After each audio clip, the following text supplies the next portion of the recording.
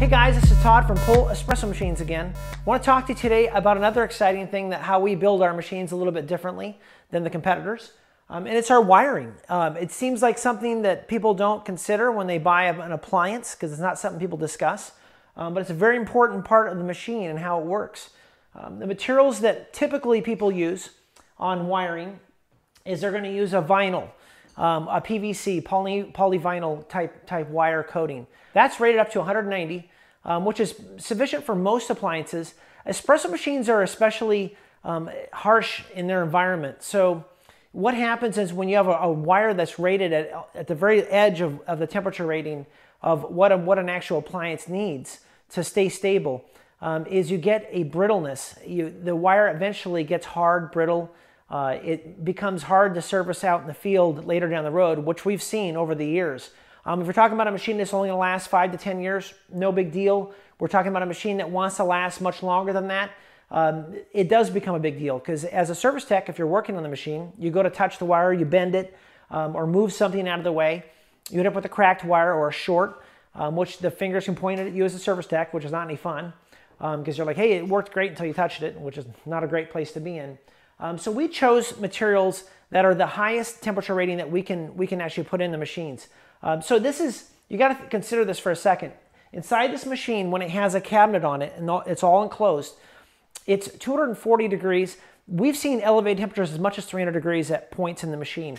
So you can only imagine if you take a bunch of wires, put it in a small space, bring up the temperature to 300 degrees, such as your oven. It'd be like sort of like putting a whole bunch of wires in an oven, setting the timer for 365 days, and saying, okay, what does this wire look like when we take it out?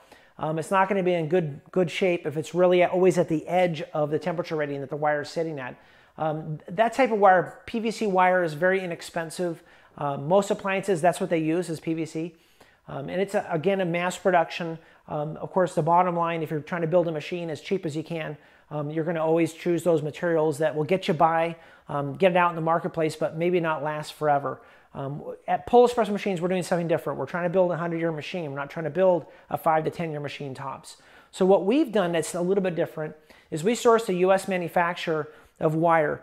This particular wire is so first of all, the actual strands of the wire is twice as many strands. It's a much finer strand wire. So if you actually count the strands, we're using twice as many strands, individual little tiny strands on the actual wire, which conducts electricity at a much better rate. It's much more efficient, doesn't heat up. Secondly, it's nichrome. So there's this thing called nichrome, which actually, it's a coating. It's a silver coating. It's a nichrome coating on the actual fine strands of wire. That also conducts electricity and is a much higher temperature rated. Then on top of that, we use a silicone jacket. So that's jacketed over the top of that nichrome wire. There's a silicone jacket. Then on top of that, there's an actual fiberglass braid for even higher temperature. And silicone's already rated much, much higher than PVC. It's in the 300 to 400 degrees. But then we have the fiberglass wrap, and that fiberglass is rated up to 1,000 degrees. We will never reach those temperatures, so we don't need to go that crazy. But it is another endurance, longevity endurance thing. And on top of that, there's a neoprene wrap or dip on the outer coating of it. The reason why we do that is it just is easier to handle. It stays in one shape. The fiberglass doesn't fray. So that's a big one.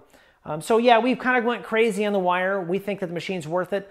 If you're going to own the machine for a long, long time, it's sort of one of those things that down the road you'll appreciate. And we appreciate people that appreciate quality. The other thing that we do that other folks don't do is the fittings, or the actual, I call it the fittings, but the actual wire connectors that we use. We're using a high temperature wire connector. These are nylon. These are rated well into the temperature ratings that we need for the machines.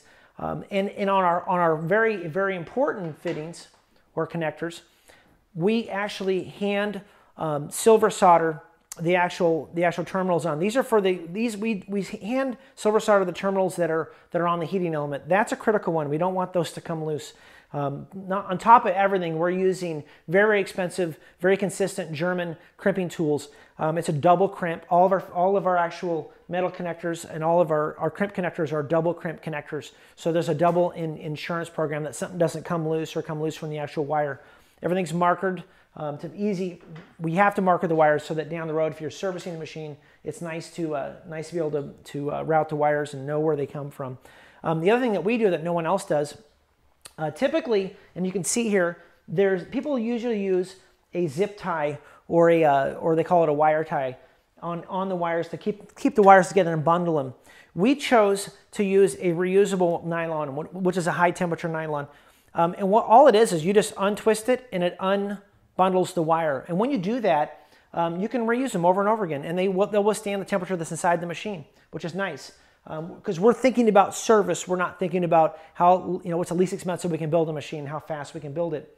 A pretty thing and also a practical thing that we also use is on all of our cords coming off the machine. We use it's kind of a vintage looking wrap. We call it the Snakeskin Wrap. So we're taking a standard SJO cord, which is a heavy duty industrial cord to start with, neoprene rubber. Then we're wrapping it on the outside with this snakeskin. This snakeskin has a cool look. It's vintage looking. It definitely it's got a more of an abrasion resistance, which is nice, but it just has that cool factor inside the machine. Another thing that we do, we made a couple choices when we were building a machine. Most manufacturers, what they're doing is they're taking a very small power switch. So the main power switch that turns on and off, they use a very light duty power switch. Then they run a contactor or a secondary relay. We didn't want to do that. In the old days and in old industrial equipment and the things that we see last forever, they put a massive, very large, oversized main switch. It doesn't require us to have relays or contactors or other devices down the line that are definitely harder to maintain, harder to actually figure out exactly if you do have a problem or a short. You've got to actually think about three things instead of just the one thing. So we just chose the Overkill. This is, of course, an Italian, very, very well-known brand of main power switches. They've been using them for years. Works very well. And again, we overrate them so that way they have a much lower failure rate. So we just chose that. It's a vintage way of doing it, but it's actually, we believe, a better way of doing it. And, and there's just little things about the things that we do because we're looking ahead. We're not looking at a short term. Really appreciate you guys checking us out. Thanks so much.